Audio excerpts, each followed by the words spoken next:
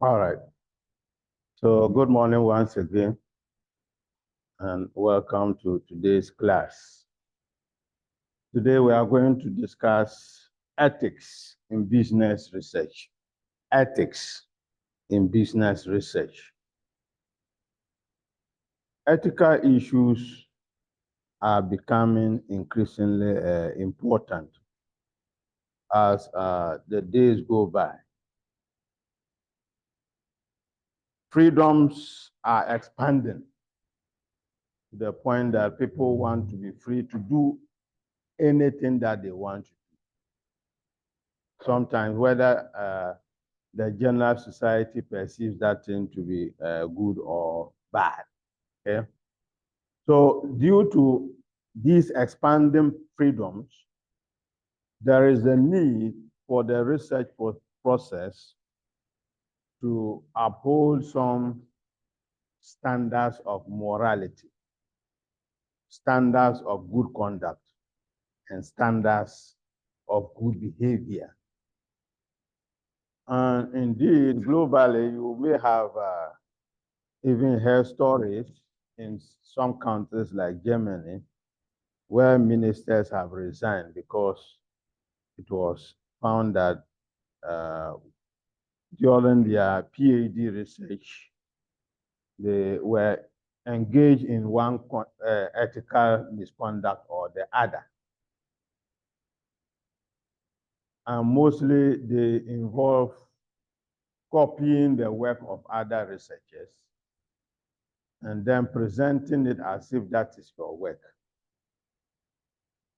without due acknowledgement to those researchers. So we call that plagiarism. Yeah. So that, of course, in our own country, we had a situation where even an MP's degree was withheld because it was deemed to not follow some ethical protocols. So because of this and other reasons, at this early part of the course,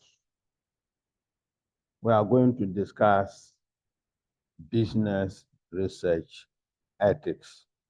What are the ethical issues before the start of the research, during the research, and after the research?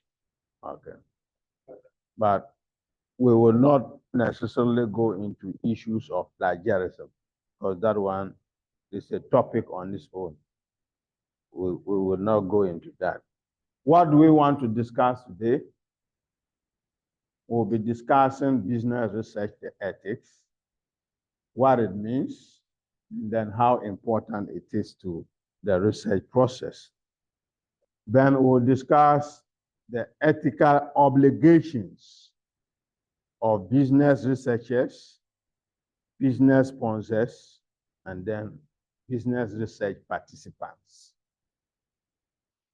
Then we would describe the potential consequences of unethical behavior in the research process. And then lastly, we'll discuss some bottlenecks to gaining access to respondents. You may have a very good research topic, but you may not be able to get access to the unit of observation to be able to collect the data. In some cases, the data, even though available, is not free. So you may not have the finances to procure such a data, and that can present a very big challenge to the researcher. Okay. The internet is problematic, right?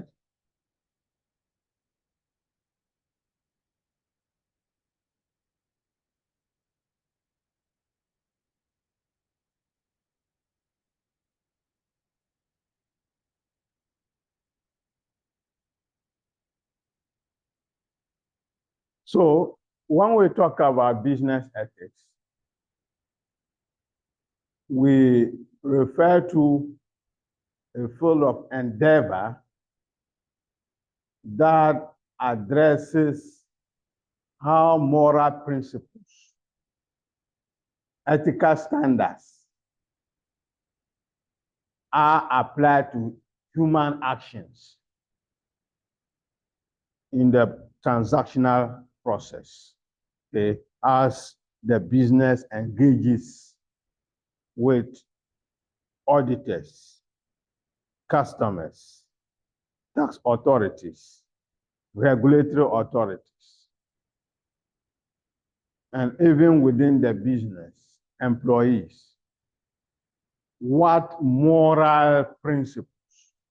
These moral principles may not necessarily be cast in the law, okay? Or sometimes what is legal may be considered to be immoral. And what is moral may end up not being legal, because the law has not made provision for it. Now, businesses have several responsibilities that they have to discharge to various stakeholders. One of them being social responsibilities. And we often hear a discussion on corporate what? Social responsibility. But the business is expected to conduct its operations in a manner as not to injure the welfare of society. Okay? The business is hosted by the society, so society is the host of the business. And for that matter, we are expecting that as a tenant, the business ought to operate in a way that does not cause harm to society. So we expect that if you are a business into the extraction of minerals, when you dig the hole and get the gold, cover the hole. Okay? So it's unethical for you to dig the hole, get the gold, and leave the hole. It is an irresponsible business that will conduct itself in that manner. And also an irresponsible government that will not also ensure that the business discharges its responsibilities per the mining and extraction contract. Then responsibility to the market. And here, product safety comes up top. Safety of the product, fairness in terms of the pricing mechanism. So as a business, you must ensure that the product that you have produced, when it is consumed, it will not harm the consumer. We see that for a number of products, this cannot be guaranteed, especially within our space. There are a lot of products in the market that have not been certified by the Ghana Standards Authority. And sometimes they are even advertised on television. And they are purported to be giving benefits that they cannot provide. Okay? Or just when I was just coming on radio, they were advertising Paranjan Foods. And one of the statements they made is that if you buy a phone from them, the phone will last you for your lifetime. Okay? Come on. How can this be valid? That your phone will last you. And yet, that will be allowed to air. And people will go and buy the phone, and then within some few weeks, if you are lucky, a month or 2 or 1 year, the phone is spoiled, and then you are left wondering whether you are living too long or is the phone that is what disappointing you. And we've heard about situations, especially medicines, like baby formulas that ended up killing the infants after they had taken them because of some problems in the manufacturing process and all that. Okay? And then also pricing has become a very big challenge. In Ghana now, a debate is whether cement is properly priced, to the point that the minister thinks that we must pass what a law to regulate cement prices. Okay, so fairness in pricing is very important. Much as you want to make profit, that has to be made with the welfare of society in mind. Okay. Then there are legal responsibilities of business, and that would be to ensure that you work according to laid down rules. You follow the laws of the country in which you are operating as a business. And lastly, are ethical responsibilities to ensure that whatever codes of conduct are in place in your profession, industry, or vocation, those codes of conduct are not violated. You live by them so that your work will fulfill all moral and societal norms. A research was conducted interviewing college students and then also business owners who are not necessarily college graduates. So the research wanted to find out whether college graduates who are deemed to be the brightest are also the rightest. In other words, they are both intelligent and what? Ethical. Okay, so they don't add zeros. Okay, so they are they are bright. In other words, they do their work well. Then they are right. In other words, they are very ethical. The findings show that they ranked quite high. That's 84 on a scale of 0 up to 100. Okay, that's how, on the average, they rated themselves. However, when asked whether they had ever cheated in the course of their program or not, 47% admitted that they have cheated before. Okay, so this could be what? Copying during exam. This could be stealing, telling lies to avoid punishment, and a whole lot of, which means that on this score, the best are not necessarily what? The rightest. Okay? Or the brightest are not necessarily the rightest. 5.2, only 5.2% of them said that they have never cheated. Okay, so they were the group that you can describe as the brightest and the rightest. Only 5.2. Okay. Then, when they compare their tolerance to unethical behavior compared to those that were business managers, they found out that college students, that's the brightest, easily tolerated unethical behavior compared to experienced business people. They were more likely to speak against unethical behavior. Okay?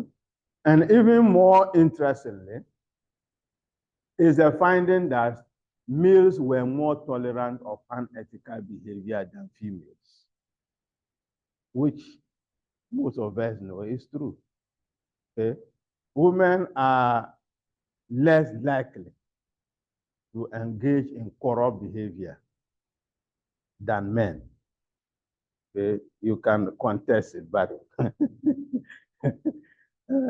when I say this, people usually refer me to Madame Cecilia Dapa, but we can consider that as an outlier.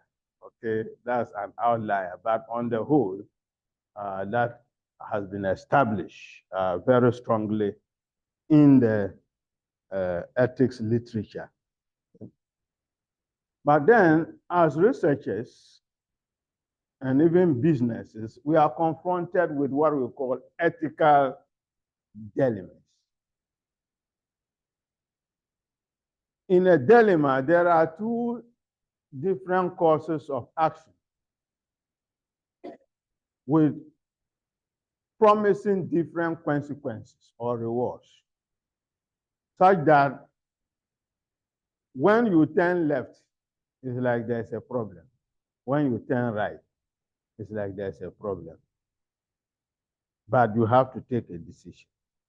So we are saying that dilemmas are situations when a person is faced with courses of action that have different ethical implications. And most of the ethical dilemmas arise from questions of fairness, treating everybody fairly, without regard to their race, ethnicity, religious background, gender, or any other consideration. Are you, when an opportunity comes to you as the CEO to employ, what do you consider? Do you immediately think about a brother or sister of yours who has been in school, who has finished school for over 10 years and is looking for a job? Or you open it up for competitive application and then allow anybody qualified? It can actually be the case that there are some people who have even stayed outside of, they have finished school for more than 20 years, even longer than your sister, and yet they are not employed. So the question is, should you employ your sister so that when you go home, there will be peace? Your mother will call and tell you that you have to find work for your sister home. The way she's sitting, I don't like it at all. What do you do? It's an ethical dilemma. Okay? Then there are situations, and a lot of them are intertwined, where it is conflict of interest. Okay?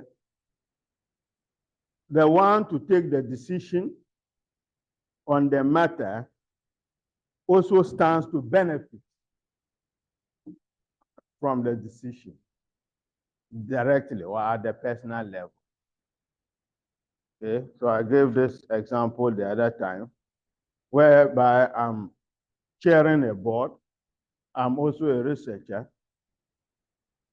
There's a research opportunity which we can advertise competitively for researchers to send proposals and qualify to do the research.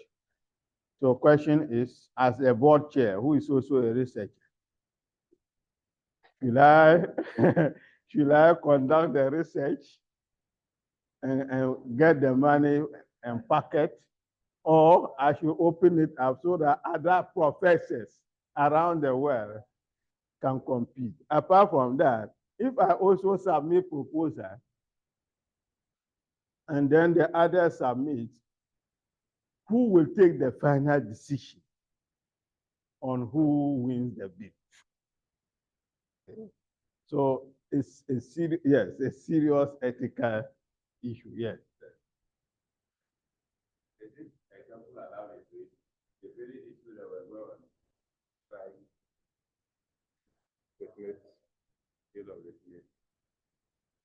Unless you explain to me. Because you're saying that once it's an MP, part of, and then the minister at the same time. Of course, those are part of the issues people are raising. That yes, those are issues that that.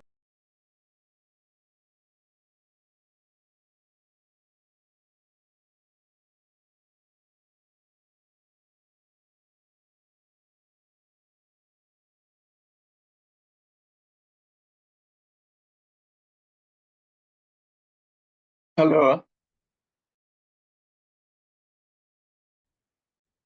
Oh,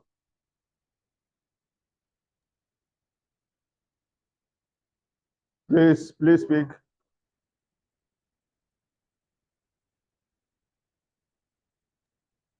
hello.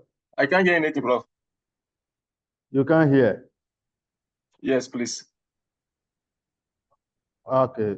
So we'll work on the network so that you can hear consistently. Okay, so bro. yes. So in a situation where you stand to benefit from the process, at the same time you can influence that process, then you are conflicted. Okay. So it happens even as researchers. So for instance, I'm a university professor. My wife also wants to go to school. So she comes to the School of Business. I'm teaching research methods and she's there. How do I handle it? I found myself in situations where I'm teaching a class. My classmates at the primary school or GHS, they are also in the class. How do I handle it? Okay, so a lot of ethical dilemmas all across. Yes. Yes.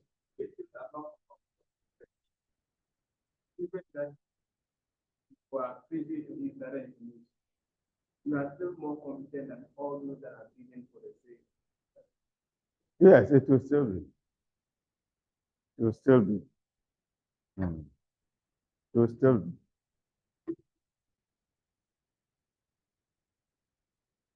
Because in the end, the evaluation of who is more competent or not will also be biased by the conflict. Because you are part of those making a decision as to who is more competent. There's a tendency for you to easily say that you are the most competent. Okay? And that's what we often hear the politicians argue, that is competent. The person there is competent, even though he is related to the president or the president's wife or whoever.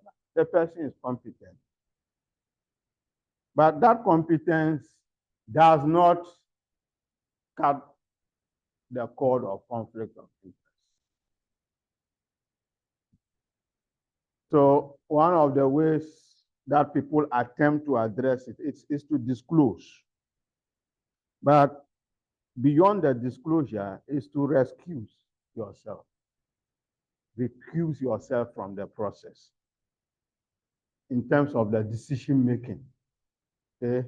You tell them that because of so and so reasons, I don't want to take part in the selection process. I know that my sister has also applied. I don't want to be part of the panel that will conduct the interviews. So I'm out. For one, it may work in the sense that that group is likely to be more independent. But of course, because they know that you are related to the person, they may also still exercise judgment and show some sympathy towards a colleague because they would want to put themselves in your shoes. And in the end, we may still not eliminate the conflict. So it's always a very difficult thing to address.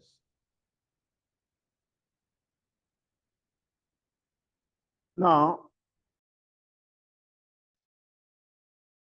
to reduce unethical behavior. Okay, so every workplace, they will specify how you should relate to each other as workers, even male-female relationships and all that. Then there are also group goals, organizational goals, tend to provide direction. Also prestige of belonging to a particular organization, profession, can also serve as a brake or a check on you, such that there are some places that you want to go, but when you realize your new status or your new role, you see that no, they say that lawyers are not supposed to be seen at this place, so you will not be there. But ordinarily, if you were not within that profession, you easily go there. Okay, and if you remember, I think there was in Ghana, one young female lawyer had disclosed that I think she was a lesbian or so. And then they said that they should not give her the license to practice as a lawyer, because they deem that to be unethical when it comes to the practice of law. So there is pressure from the group to maintain some prestige and some image about the profession.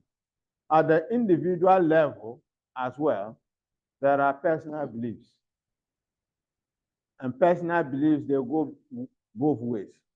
Some people believe that there's nothing wrong if I just bring my sister to come and work with me, whether she's more qualified or less. There's nothing wrong with that. That's their belief. We have to protect the family hegemony. That's their belief. Okay? Others, no matter what, they will never attempt that. Okay? It can even lead to a conflict between them and family members. That's their personal belief. They will not go against that. Then there are social influences and peer pressure. Okay, so sometimes peer pressure can force you to be unethical. Other times, peer pressure can cause you to behave in a what? Ethical manner, because that's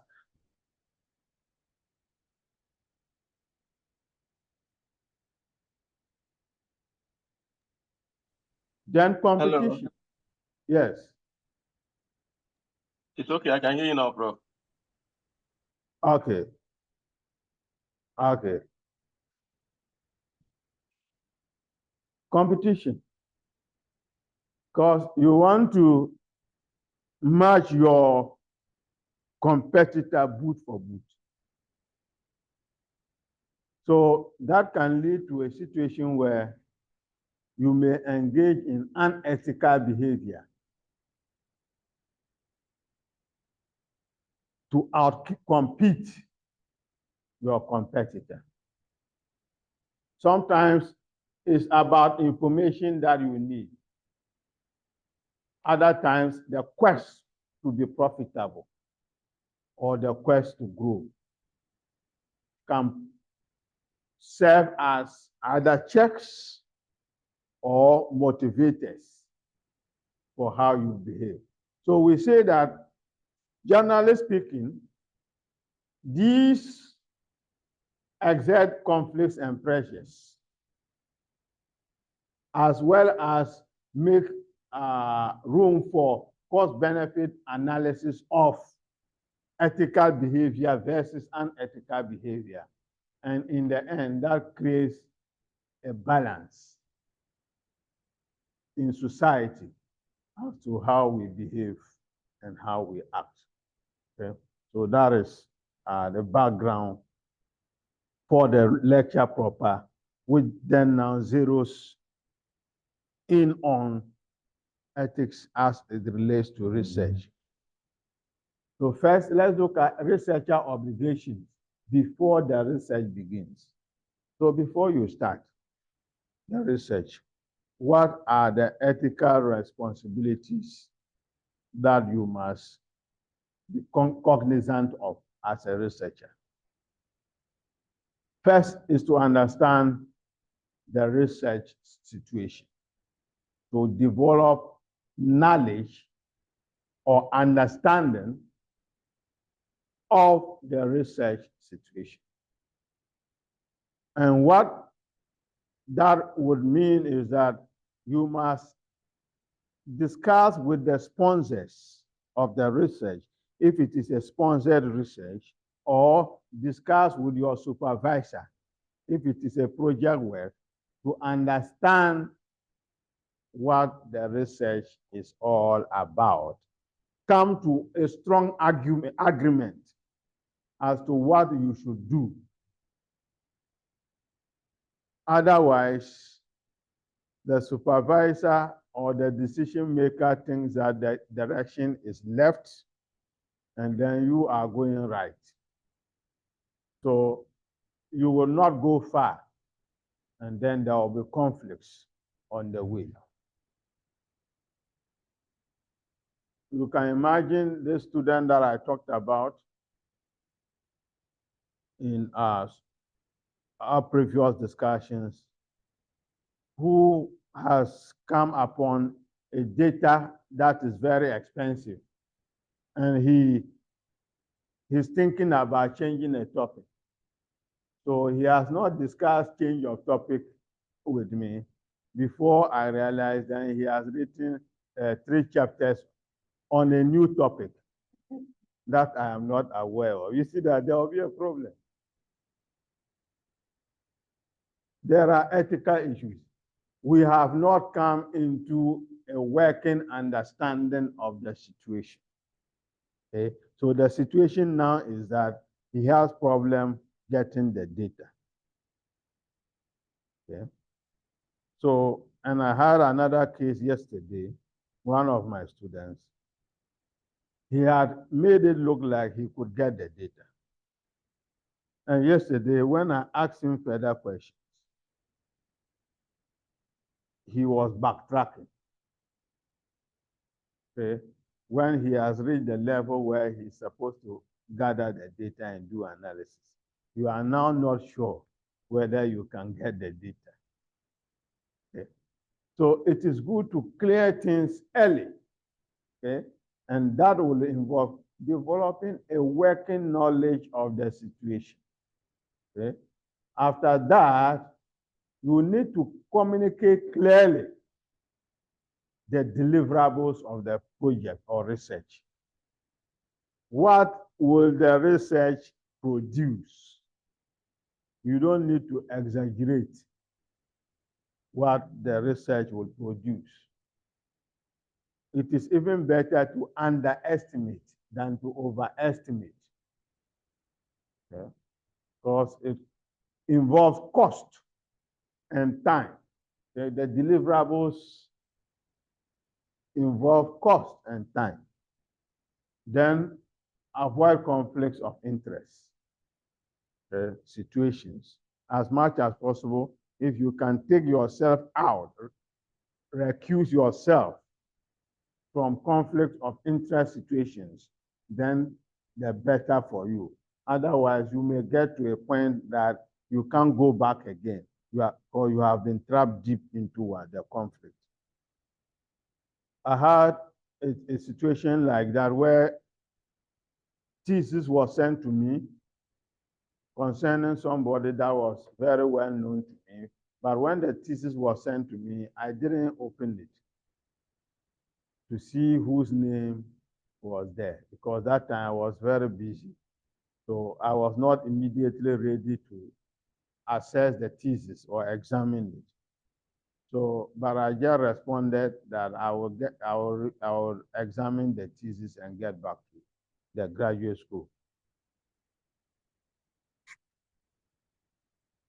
Later on, the graduate school made a follow-up that the time is up, so I should submit the thesis. When I went and opened the thesis, the name on it was very familiar. Ordinarily, if I had opened the thesis on the first day, I would have declined. That no, I know this person too well. And for that matter, I cannot be objective when I am assessing it. But because I was too deep, in other words, because deadline was close. So it will not be fair for me to now tell them to appoint a new examiner. And for that matter, delaying the graduation of the student. So because of this now, before any thesis examination is entered into, I make sure that I do my background check to be sure that this person that I am going to examine is not close to me, is not related to me, so that I can freely take the decision. Because some people who know you, they actually want their work to come to you so that you can favor them. Okay, I don't want to be caught in such conflict situation. Okay, so if I know somebody who comes here, if it comes to even the thesis supervision, I will not supervise the person because it can spoil relationships. Okay, I don't want a situation where I'm supervising you. I tell you to do this thing, then you go and tell my uncle. Then my uncle will come to my house. This is an academic work. Why do we settle it at the family level? It shouldn't happen so. So it is good to avoid conflicts of interest. Good to avoid conflicts of interest. And sometimes, as part of it, you say no. I can't do it due to A, B, C, D. Okay, so you just take out the conflict. So these are responsibilities before, not during, before the research, to make sure that these decisions are taken.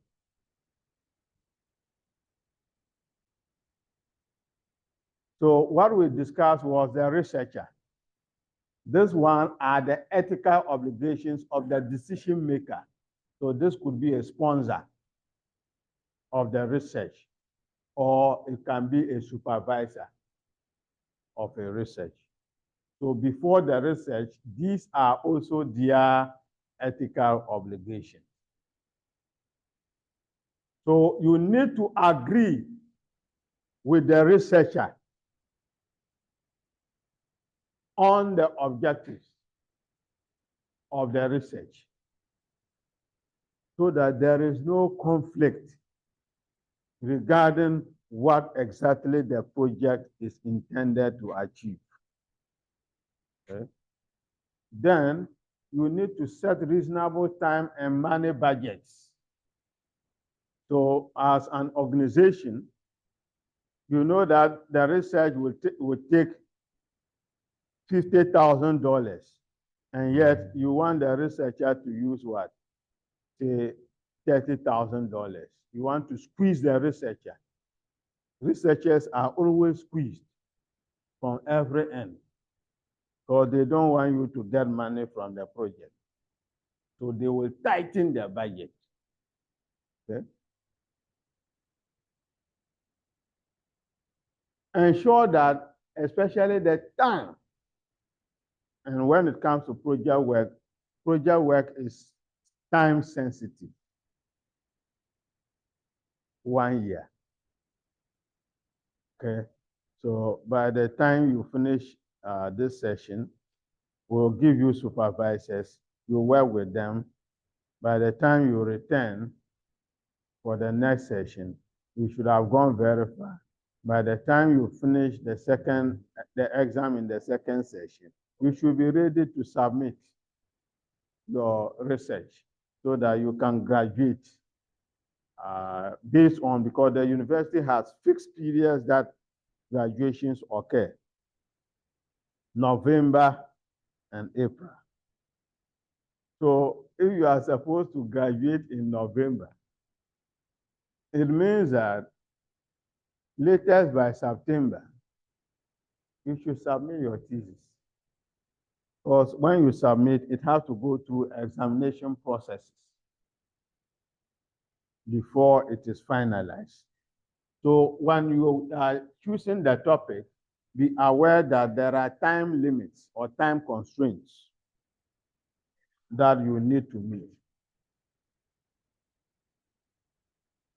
Then the decision maker should develop an understanding of the researcher and the requirements of the research project. Okay? So try to understand the researcher, to know their capabilities as against the requirements of the project. Okay?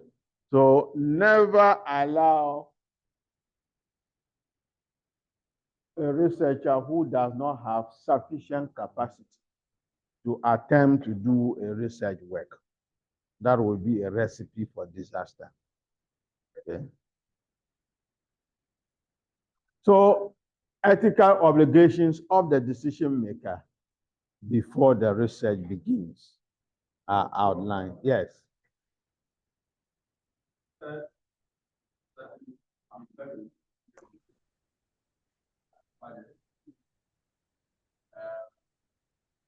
I have seen researchers pick up some assignments,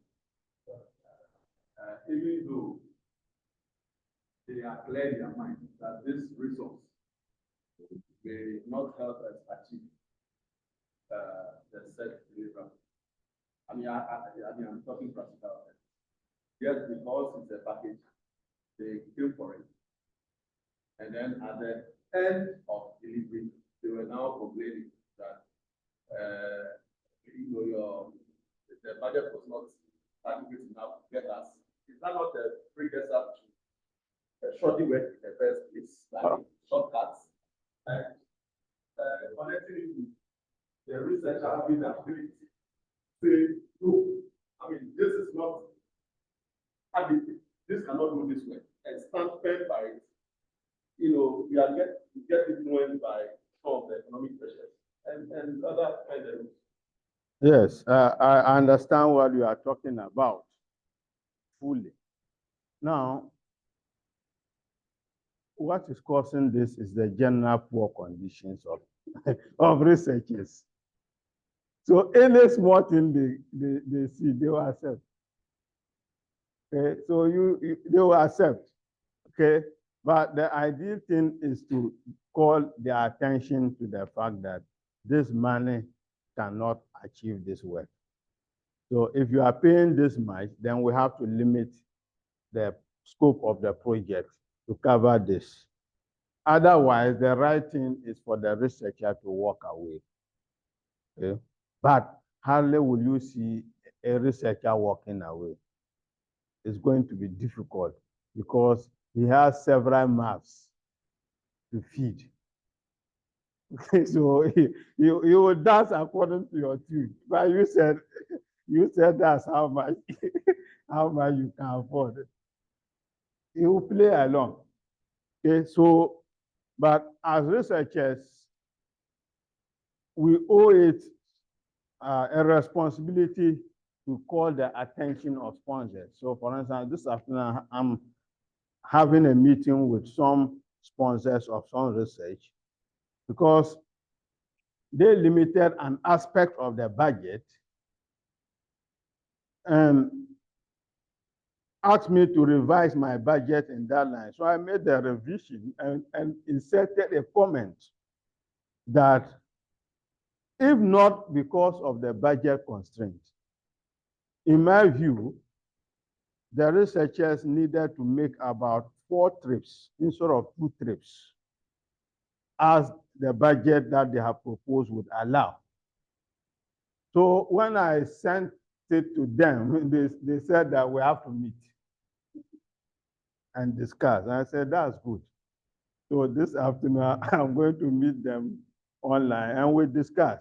So sometimes you have to be frank, because sometimes researchers also accept to do the work because sometimes they are projecting that they can use part of the money that was due them to finance part of the project and still make some money.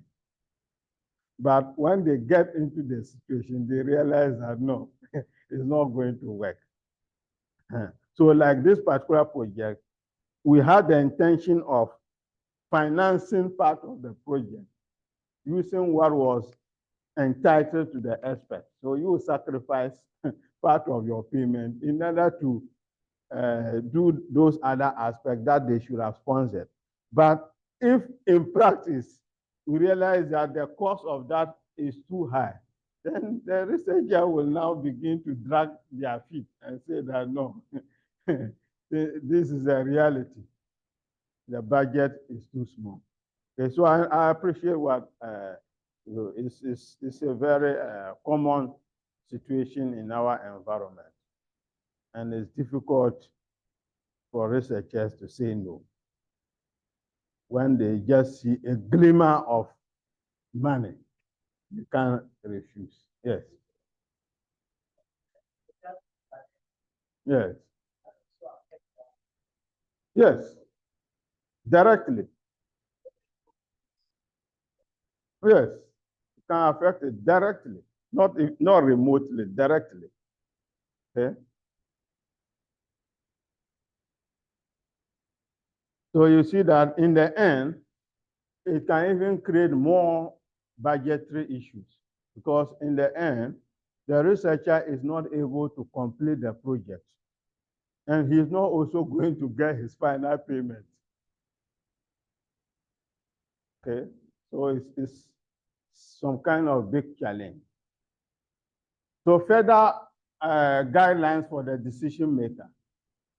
So this could be the CEO or the sponsor. So before the research, they need to ask the following question: what information do I need that is now unavailable? In other words, what new information is the research going to produce? If there's nothing new coming out of it, then there's no need for it. How could I use that information? So if it's not available and it is now available, how are you going to use it? If you find out that you will not need that information for any decision making, then it means that there's no need for that research. What will it cost to get this information, and how long will it take? So that's a budgeting and time issue. Does the potential benefit exceed the cost? So if you get the information from the research, incurring the cost, now if you implement the information, what will be the benefit? If you compare the benefit to the cost of doing research, which one weighs heavier? Then you proceed. If the cost is less than the benefit, then you can proceed. Do my competitors have that information? If the competitors indeed have that information, how is it affecting their performance? Is that information that they have, which you don't have, making them to perform better than you? If the answer is no, then there's no need for that information. Okay? What aspects of my current business situation do I not understand? Which understanding I will gain when I conduct the research? Okay? So all these questions must be answered before the decision maker takes the decision to sanction the research to take place.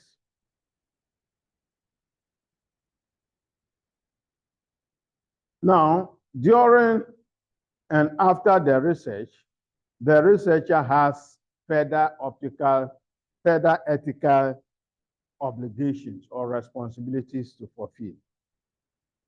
1, to decision makers, 2, to the research participants or respondents. To the decision maker, the researcher must show that he or she is knowledgeable. In your discussions with the sponsors, you must display high level of knowledge in the area. Otherwise, the sponsors or decision makers will lose confidence in you as a researcher. So as a researcher, have control over the research area, have knowledge. So usually we advise that you appoint experts in the area to conduct the research. Those that know more than you, not you knowing the project, the research project more than them, no. Okay? Interpret the results honestly and fully. This one becomes more important, especially when you are doing the research for NGOs who have sponsors to report to or donors to report to in the advanced world. So they are asked you to do the research because they want a good story to tell their sponsors so that they can continue to give them money. But after conducting the research, you have seen that the story is not good. It's not sweet. So what do you do as a researcher? We are saying that still present the results as they are. Don't massage the results. Don't manipulate the results. Present it to them as you have found in the context, rather than trying to please them by changing some aspect of the report to suit them. Present limitations of research. In other words, when, as part of your report, indicate what could have been done better. Okay, what could have been done better. Then abide by non-disclosure rules. This is important because when a research is commissioned, you, the researcher, you don't have right to the knowledge produced in a commissioned research. So if an organization tasks me to conduct research, the report can be as beautiful as it can. I cannot go and publish it without permission of the what? Sponsors. I can't do that. So on my desk, I have several nice reports that I wish I could publish in academic journals, but I can't do that. Sometimes you even just want to put it in on social media, but you can't do that without permission. So when you conduct the report, submit it. Don't go about and be discussing the report with people who do not need to know about the report. Your organization, they have tasked you as a member of a committee to look into an issue. You have looked at the issue. You have submitted the report, and you are moving around discussing the contents of the report with people who didn't give you the work to do as a committee member. Those are ethical breaches. Or you go for a meeting, they have discussed. You come out of the meeting and you are discussing deep thought issues about the meeting with people who are not supposed to know. Those are all ethical violations. Then what are the ethical obligations of the researcher to research participants? don't force them to participate. Don't force them. Unless, as I indicated, is a census. Census is guided by law. So if you refuse to participate, you can even be prosecuted. Okay? But apart from that, a lot of other research works that are not backed by law, respondents have the option to opt out. So you can't force them. So we usually say you must have what we call consent form. Consent form. Before you interview anybody, make sure that they fill the consent form and agree to voluntarily participate in the research. Otherwise, no. Don't force people. Avoid physical or psychological harm. In other words, when you are undertaking the research, ensure that when you have completed the research process, the people that you interviewed can be restored to their previous psychological or physical state. Don't conduct the research and leave the place and the people will be crying or wailing. No. So you have come to interview somebody and the issue has psychological dimension. So you've gone to prison to interview prison inmates. You've been granted access. The nature of the questions, how you ask the questions will be very important. Otherwise, the research process can inflict pain on the participants, and you may leave a very permanent psychological damage. So we are saying that you must ensure that you avoid serious harm, be it physical or what? Psychological. Okay? So I wouldn't, you want to conduct research and you tell people to, you want people to climb a tree and jump down and you measure something. You are subjecting them to harm. Okay? Protect privacy. Very important. When you approach a respondent, they should be open to sitting with you mostly outside or in the compound or in the living room, okay, for you to ask the questions and or to conduct the interviews. Avoid going into bedrooms, okay?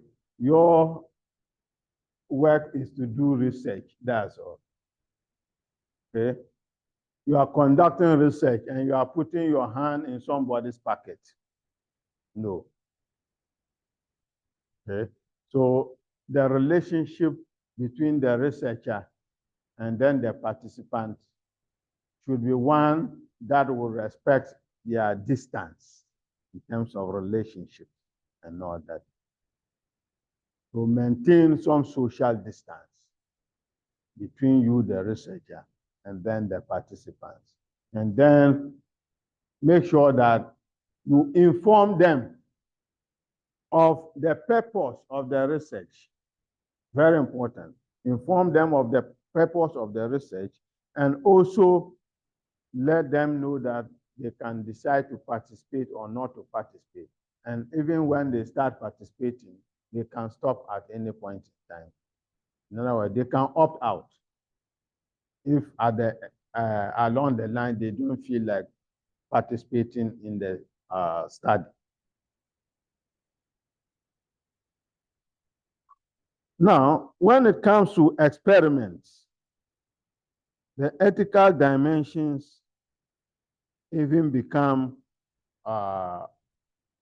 more telling. So you are looking at scientists that are working in laboratories. Okay, in those laboratories, the environment is controlled. And sometimes there is the need to even draw samples, so blood samples. Okay, so usually when you go to hospital, sometimes they say go and bring a urine sample or what, fecal sample.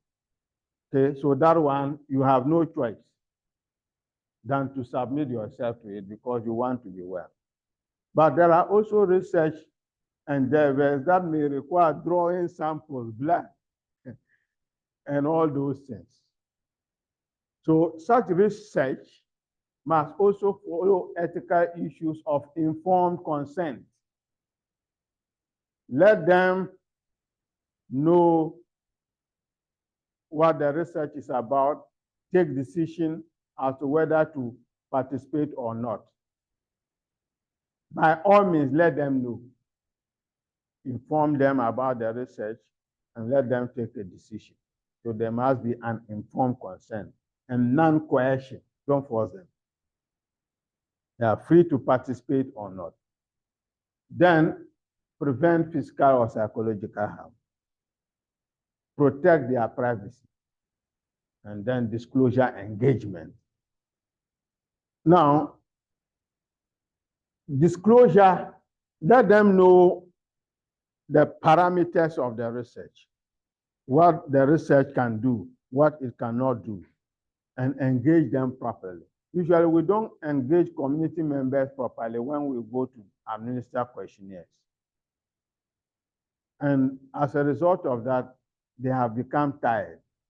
So we call that respondent fatigue. They are tired. If you go to administer a questionnaire in a community, usually they are not happy. Or they will tell you that last year, somebody came with a similar thing, or last month, somebody came with a similar thing. They went away and we've not seen them again. Because the people will collect the data, they've had their findings, they have not come back to tell their community members what they found. So they don't even know what you found. Even if you are not bringing development, but tell them what you found from the research. So there has to be what we call a debriefing session, okay, where you talk to the participants what the outcomes of the research are.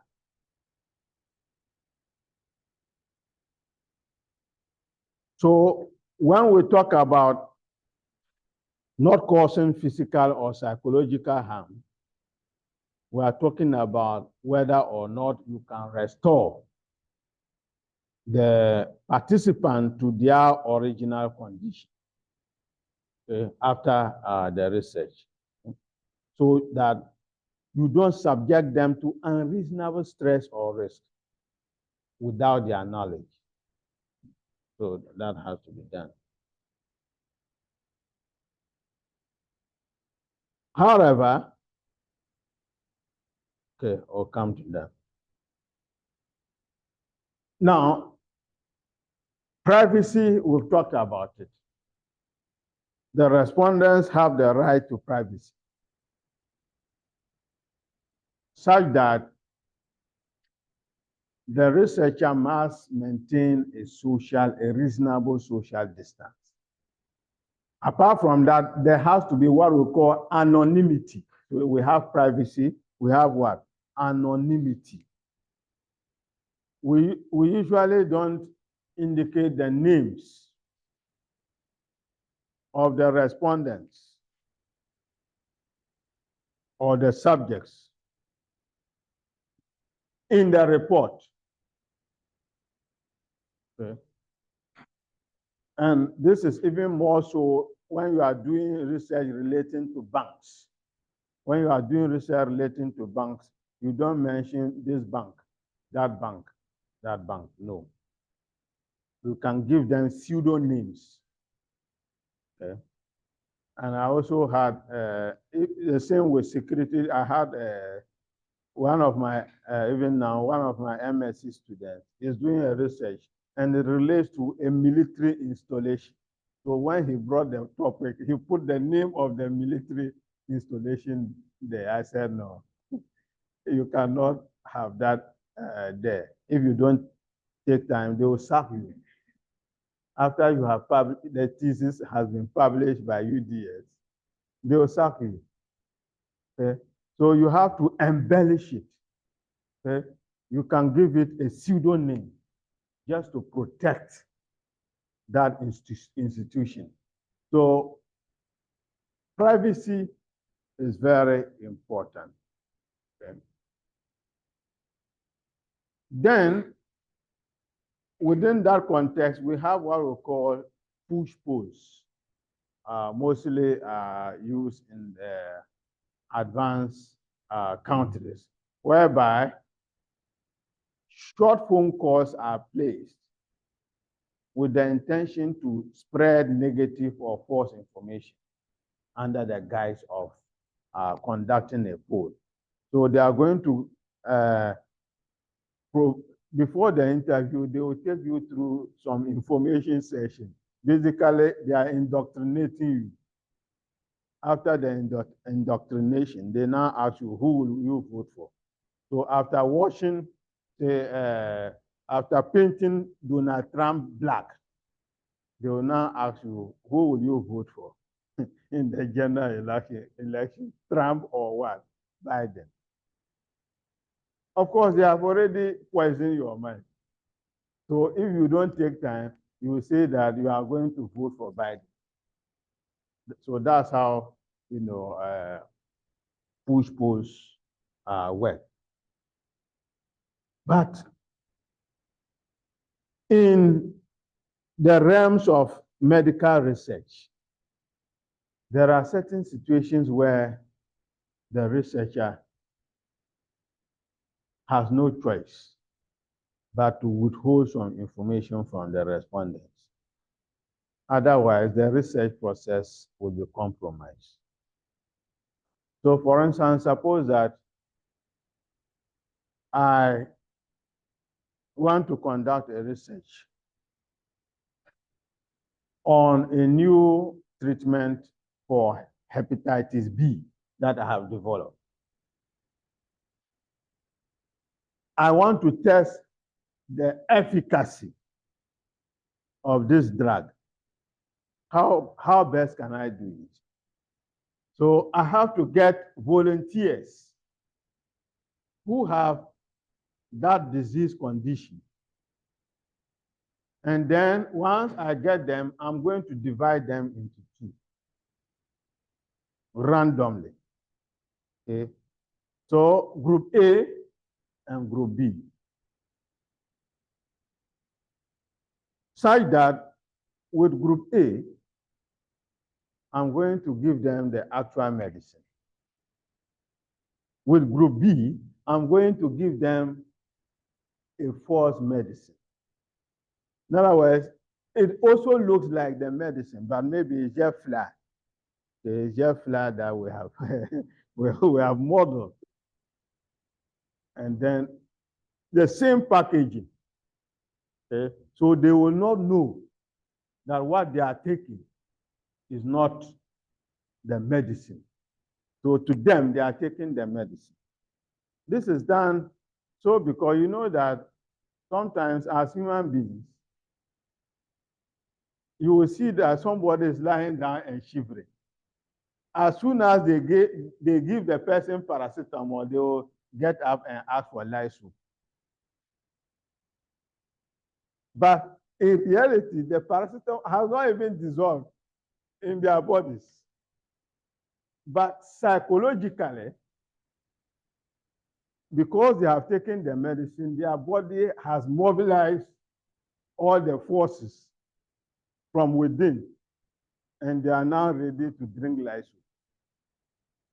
So, in other words, the mere fact that somebody thinks that they are taking medicine can make them to be well, even if the medicine doesn't contain anything. Okay? So you want to avoid that influence, that the human being itself can be healed.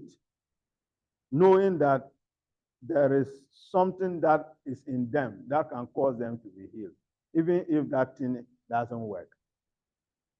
So you now compare at the end of the experimental period, you compare the health outcomes, those that were given the false medicine, which we call placebo. What is their health outcome? Compare that to the health outcome of those that were given the actual medicine. If it ends up that those that were given the false medicine are even doing better than those that were given the actual medicine, then you know that your medicine is not going to work. So you withdraw it and go and work on it.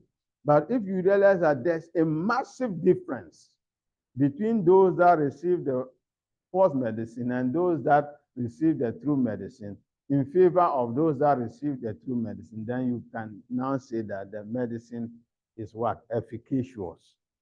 So you can now take the steps to register it and then sell it and indicate what it is capable of doing. Okay.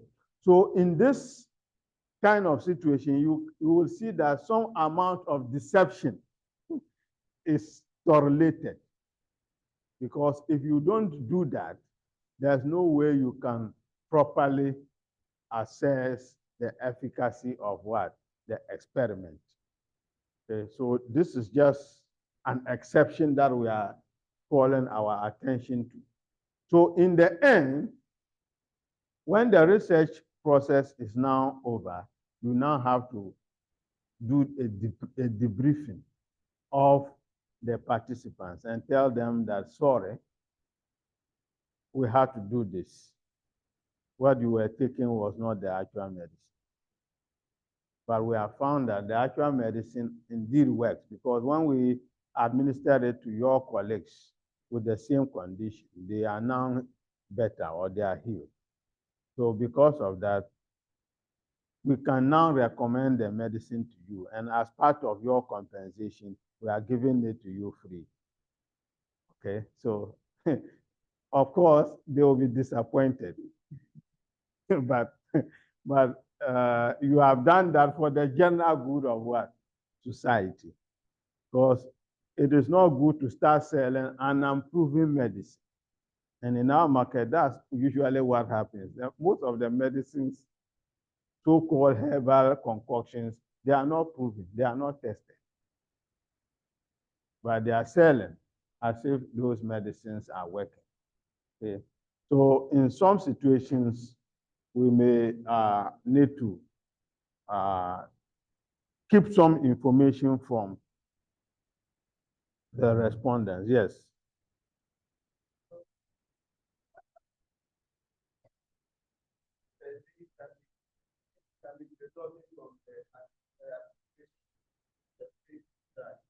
There will not be damage. No. Mostly those things, they don't have those reactions. They don't induce those reactions. Yes. Well, of course, if along the line, based on the observations, there can even be extraneous factors that can impact on the health of those on the program. So in that case, they are allowed to seek treatment because you can be undergoing treatment for one condition, and along the line, another condition has manifested. So sometimes we drop some of them, some of the project participants, some of the research participants, we call it attrition, they drop. Because along the line, they are no longer valid subjects for observation for the purposes of the research. So you take them out as and when they are deemed not to be responsive to the research process. Yes. But of course, in a number of cases, damages, compensations are paid if in the end the research leads to unintended consequences, especially when it comes to laboratory or experiment-based research. Yes. So in case under extreme situations, if they occur, compensations are offered. Because usually, the problem is always, the question is always whether the compensation is enough. Yeah. Yes.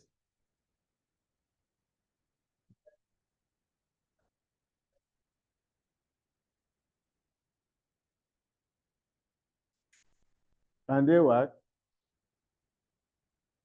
They can sue, but that is left unto them. They can sue, so you meet them in court. Is that not it? They can sue. Because I've explained to you why I've done that. If you still want to sue me, you can sue me. Who said that anybody can go to court? They can sue you, but it's part of the risk of the research process. Yeah.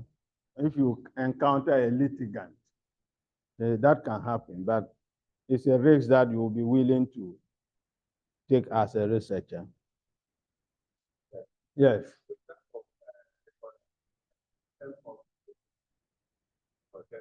Yes. Yes. Like based on the person that have a period, would you put in a certain way, like a legal backing? No.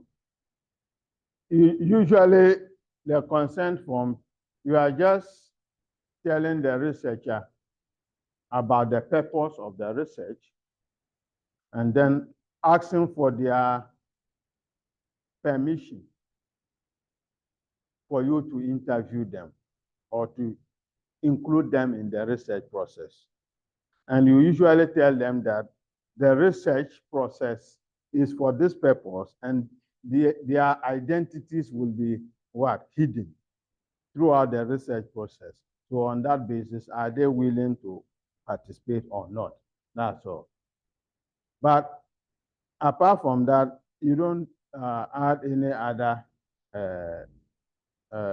let's say, you don't try to extricate yourselves from further complications that may come in the research process. In other words, you don't issue disclaimers.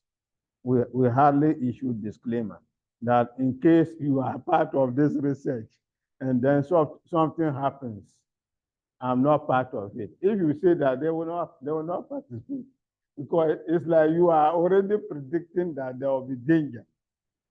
So that means it means that when though it's a research, but if there is complications, you like one of the points here, restoring the client. Yes, yes, yes. So it means that you will be with the person until the person is back to normal. Yes, yes,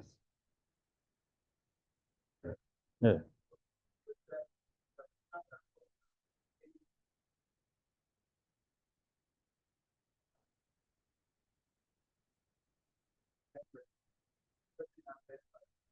then up out of 6%. So the data analysis, you include the analysis. No, you drop it. It's not complete. You drop it. So usually we recommend that when you determine that, for instance, you need to interview 100 people, it's better to increase it to, say, 120 because of some of these things. Not all of them will faithfully follow the research process. Okay. And some of the data will be unusable. So if they drop, you should still meet the sample size requirements. I witnessed one that I was very close to participant. So when I think it was one of the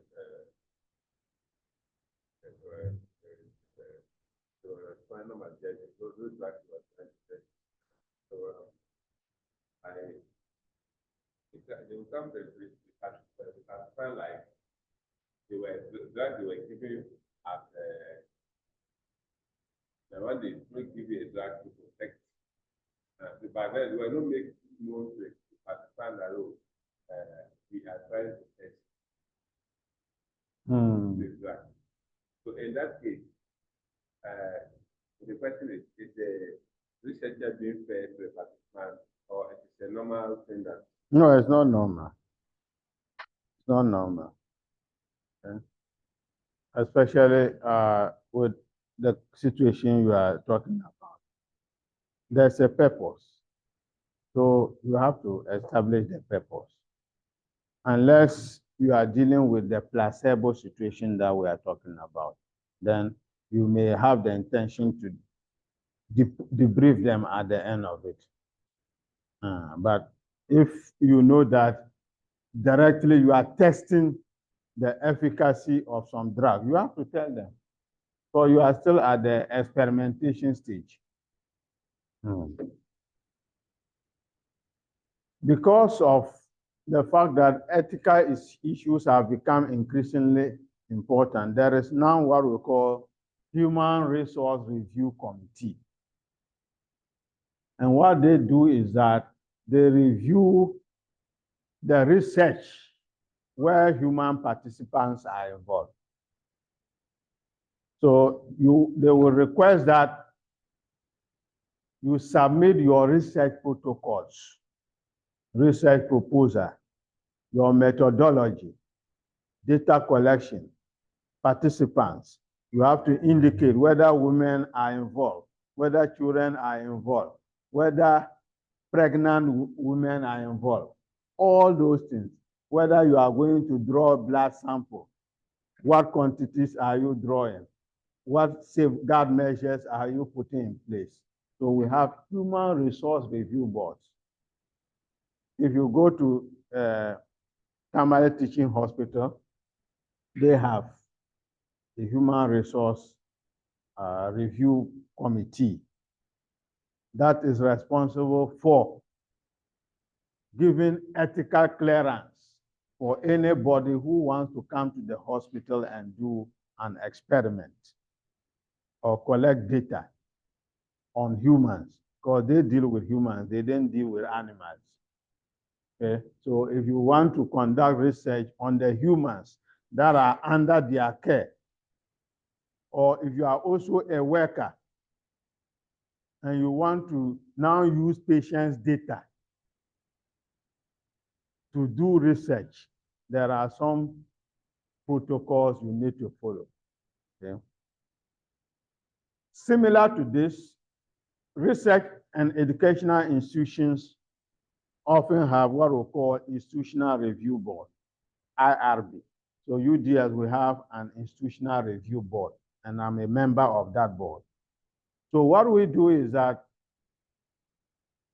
if a student, lecturer, the project intends to do research, they are required to submit the research proposal, the research protocols to the IRB. Then the IRB will scrutinize the research protocols and advise the researchers on how they can go about the research so that they will not cause harm to the participants, and that the research will meet ethical standards. So when you have gone through the process, we will now give you an ethical clearance certificate. So we issue certificates so that you can present it anywhere you are requested to do so, to prove that the research work that you are going to do is ethically compliant. And these days, a number of donors require that researchers submit ethical clearance certificate before they can approve funds for the project. Some journals as well are now demanding that before they will publish your work as a researcher, you must submit an ethical clearance certificate to prove that the research meets all ethical standards. So increasingly, ethical issues are brought on board, and usually the IRB is an independent institution, an independent board. They are not subject to, they are just like the audit unit. They are independent. Okay, so when we sit as an IRB, we are not subject to the control of the Vice Chancellor, the Registrar, or the Finance Director. Okay, so our work as a committee is supposed to be independent, fully scrutinizing proposals to ensure that they comply with all ethical obligations. Now, let's look at the ethical obligations of the decision maker during and after the research. The decision maker or the sponsor, and in some cases, the supervisor, in the case of project work, should give genuine consideration to the research results and be willing to use them to improve decision making. Whilst they use in conducting research and putting it aside and still going about taking decisions using your intuition, then it means that the research was not necessary in the first place. So when you commission research work to be done, you should endeavor to use the research to improve upon processes, to improve upon decision making, so that you can promote efficiency in your organization. Mostly, a lot of the international organizations, they take research work very seriously. So when they commission you to conduct research, you are under so much pressure because they are not going to leave anything to chance, because they want to use the research for some action. So you cannot just do anything and present to them. Otherwise, you will not get paid. Okay? They want to meet some standards, international standards. Okay? Then, very important, the second point, pay the researcher fully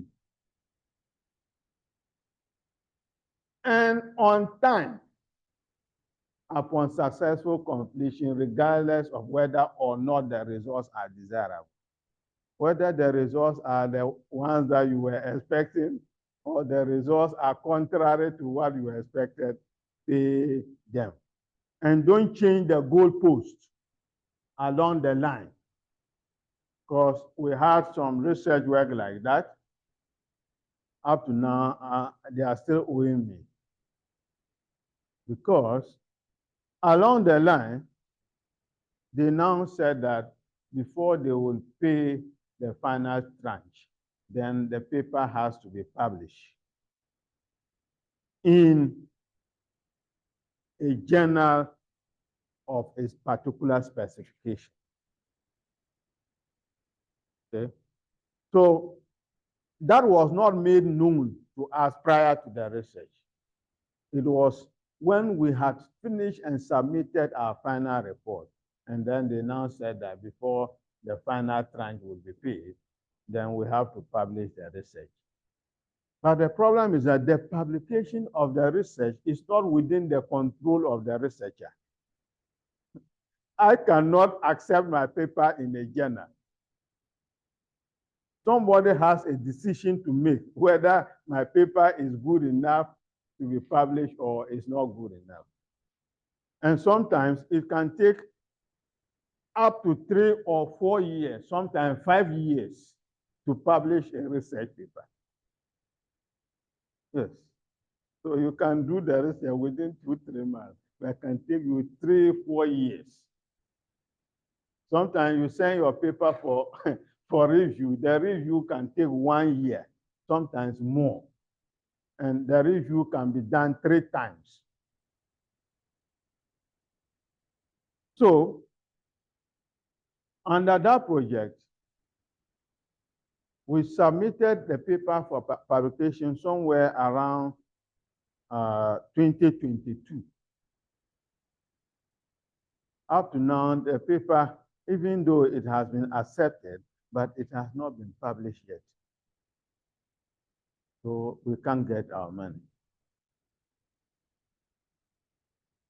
I sent them evidence, said that this is the link of the journal confirming that the paper has been accepted and will be published. They said no, until you give us a copy of the paper in a published form. Then we can now release the money. I said, okay, the money is with you. I can't do anything. So I have to dance according to your tunes. So don't change the goalposts or the demands of the project after you had initially agreed on some terms. Very important. Then, participants themselves, they have some ethical obligations. So here we're talking about the respondents. First is willful participation. Nobody is forcing you. Go through the screening questions. Usually, the informed consent is usually the first page. Okay? And some background questions that you can use to tell whether you are qualified to participate in the study or not. So go through that or ask questions of the researcher to find out whether somebody of your caliber is qualified to participate. Because you don't start and then you realize that no, you shouldn't have been the one answering it. Now, once you have decided to participate, participate faithfully.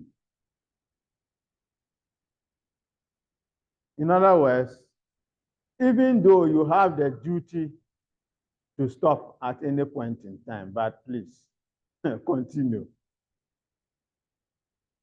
Continue so that the researcher can have a complete questionnaire to work with. And then also give true information, honest responses. Don't give the researcher false data. If the researcher gets false data, the policies that come out of it will be wrong. And society will be the one that will suffer. Privacy. Much as the researcher has to respect the privacy of the participant must also respect what? The privacy of the researcher. So you two maintain social distance between you and then the researcher so that the research process can proceed very well. Now, in certain situations, the researcher is confronted by some obstacles that make it difficult for the researcher to come into contact with the respondents or to have access to the data. And some of these obstacles can arise when the researcher has no or little opportunity to have direct access to key informants. So you can imagine I come out with a topic that requires that I should go and interview President Akufo-Addo. How am I going to get access to it if I am not politically connected? Okay? So sometimes the key informants are outside our control. We can't get them. Okay? Sometimes lack of interest in the research questions the research that you want to do is not of interest to them. So you are talking to them and they don't want to listen to you. Other times, the research questions are sensitive. In the MBA class, one of them was given an example that they went to some community to interview women on family planning and the use of contraceptives. And that when they went there, they couldn't get anybody to interview. All of them said, no, we are not interested. Why? Because they see that to be sensitive. Sensitive. So some topics by their nature will make it difficult for you to obtain data. Before you think about researching into them, do your background work very well to ensure that even though it is a sensitive matter, you can still find a way of getting information. Otherwise, please don't bother yourself. Also, lack of credibility and perceived value of the research. If the respondents don't believe that you have the capability or you are in that position to conduct the research that you say you want to conduct, they will not grant you access. And sometimes they will want to see your ID card. Sometimes they want to see an introduction letter before they can grant you access. Then, also minimal confidence in the researcher's ability to articulate the purpose and sponsorship of the research can lead to reduced access to respondents and data. And also the overall impression formed of the researcher, including the physical appearance. Just by looking at you, some people will say that, please, go away. You are coming to their house to interview them, and by virtue of what you are wearing, they are seeing that it's like you are a criminal, especially the way the world is now. So even though they say appearances are sometimes deceptive, but people will not want to take the risk to now be proven wrong. No. So by the time you are proven wrong, you are actually right. Okay? Trustworthiness. Okay? They can't trust the process. Or intrusiveness. Okay? Your approach alone is like you are coming to beat them. So that one, they will say, oh, bye-bye. We don't want you to worry us. We have not even granted you permission. See how you are behaving. So they will sack you.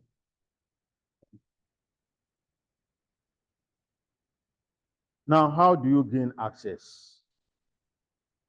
You can gain access using a direct strategy, such as sending an email that will include a link to an electronic questionnaire. So we see that happening a lot on social media, especially WhatsApp. You are in WhatsApp platform, before you realize people are posting questionnaires that follow this link and answer this question or these questions. So that's a direct way of doing it. Or sometimes they send it through emails and all that. You can use also an indirect strategy by using an intermediary, somebody who has some access power to now collect the data or help you to gain access to the data. So one of my students who I had discussion with yesterday, his research requires that he uses bank data. And he was complaining about how difficult it was to get data on banks. I said, before you can get data on banks,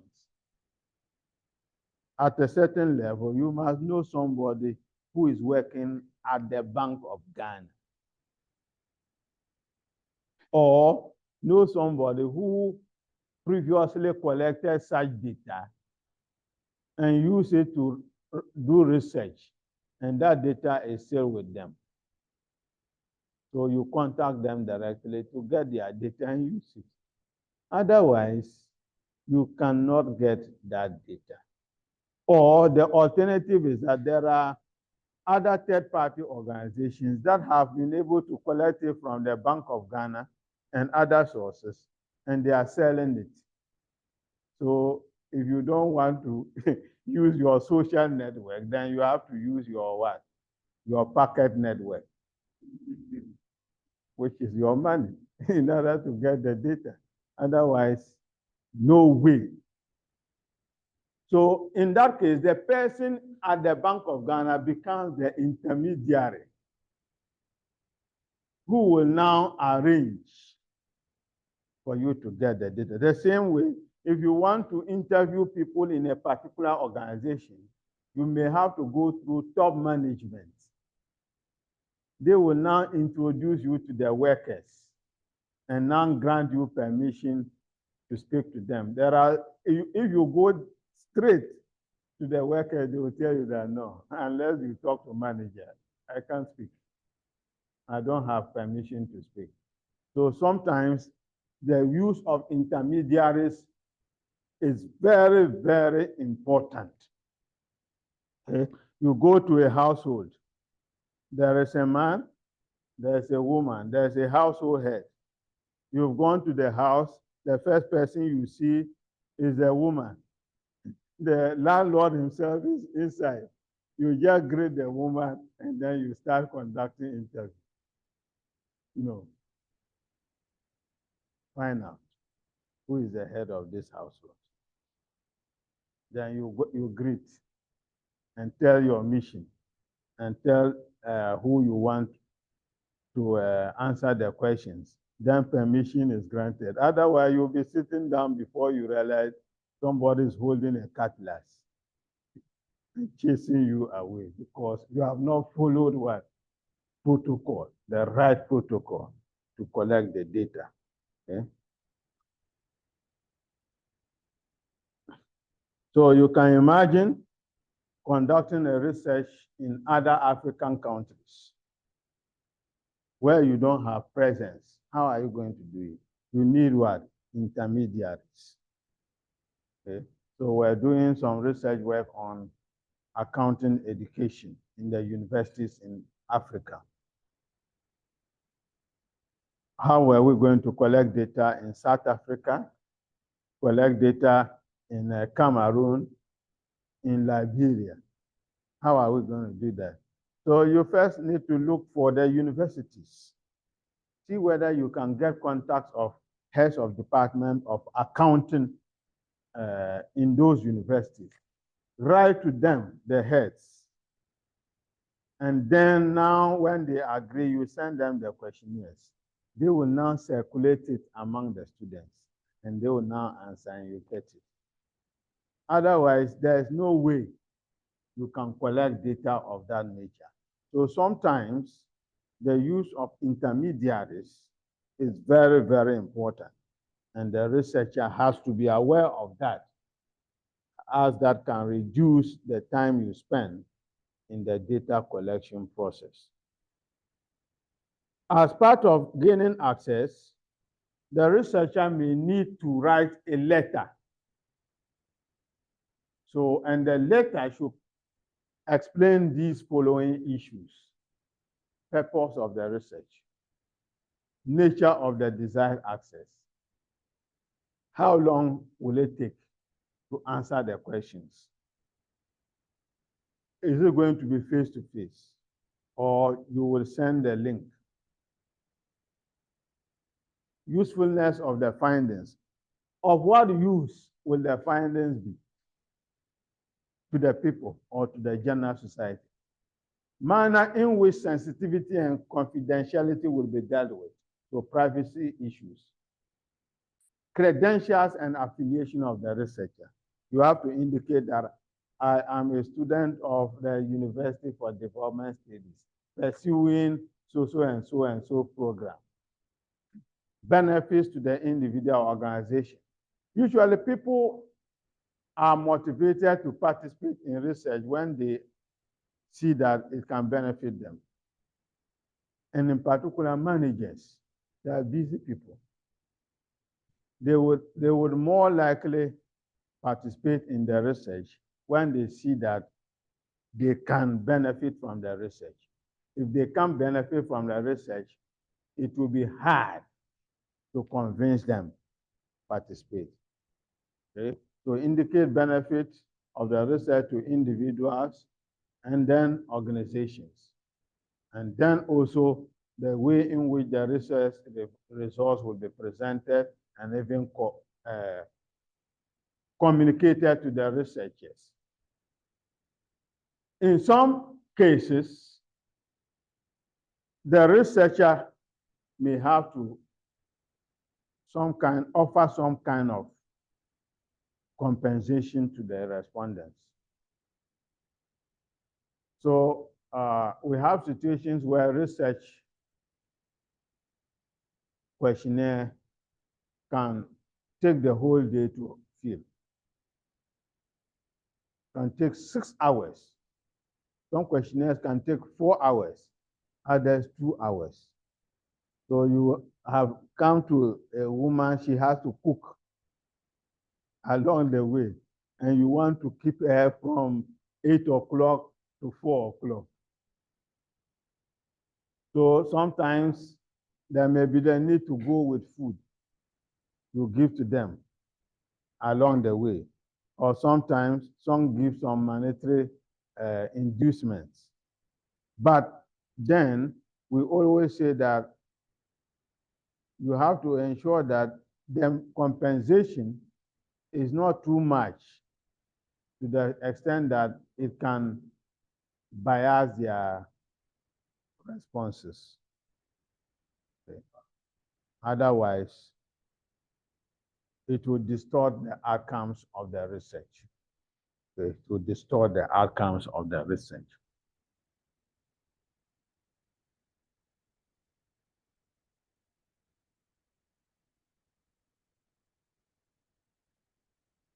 Checklist for ethics. So as a decision maker, you can check the ethical conditions around the research by posing the following questions. Will the actions harm these institutions? Will the actions harm individuals or others? Will the information involved be misused by others? Will the actions harm my discipline or industry?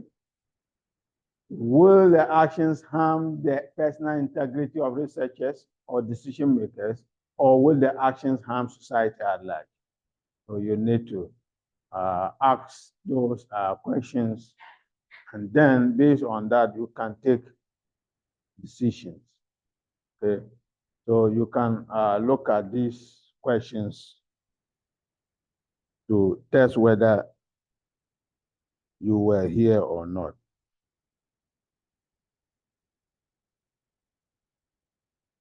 Any question?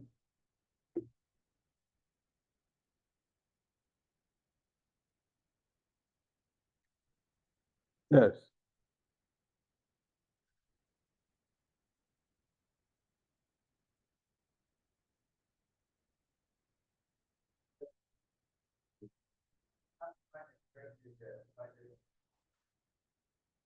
Yes. So usually call motivation. Okay, motivation. You have to indicate it. So disclosure, very important. Okay. It's very important.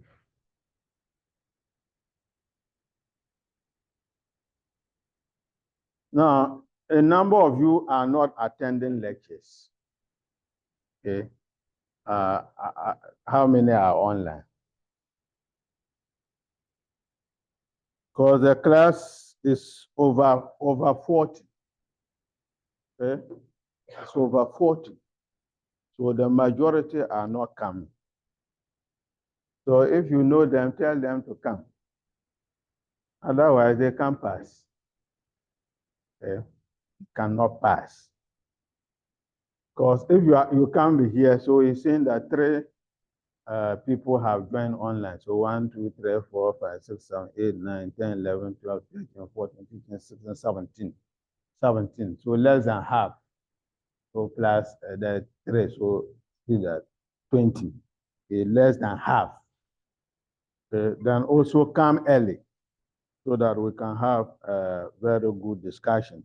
Usually, attending of the lectures will seem to make it look like nothing is at stake. But when it comes to exam, then you know that there's a lot at stake. Okay? The fact that you can decide to come or not to come, nobody is going to. But in terms of the exam, you don't have the decision to decide whether you pass or you fail. Okay, so just an advice. There were some who were even here on the first day. They are not here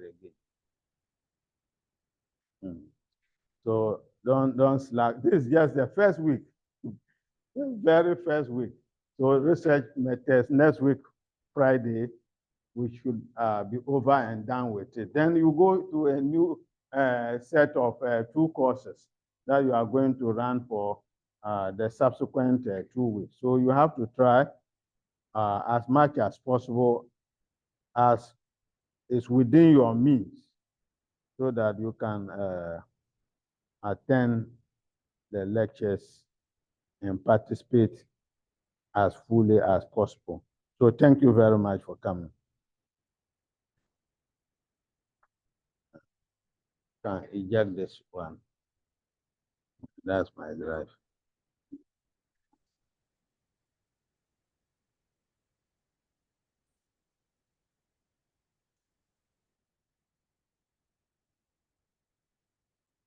We can do that, but that also discourages people from coming. Yes, so that's usually the reason. We say, I have the slide, so I'll not come. That's it. Otherwise, the slide from beginning to end, they are available. Yes. See?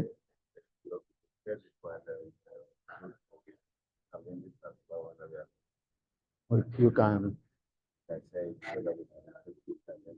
Yes, I'll share it. Thank